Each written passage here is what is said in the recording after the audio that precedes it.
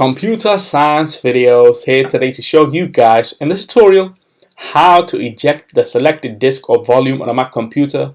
Without further ado, let us start the video. So in this tutorial, you need to have access to a Mac computer, a USB flash drive that is connected to the Mac.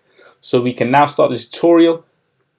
On screen, we have a Kingston USB flash drive that is ready to be ejected from the system.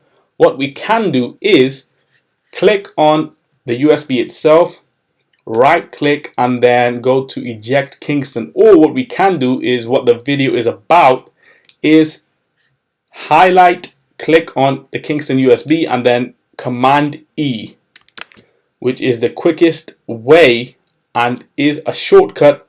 There are multiple ways to do things in life. However, the fastest, shortest path is the only way when it comes to saving time. So Command E to eject, or we can hover over, right click, eject the disk from the computer, but Command D it is.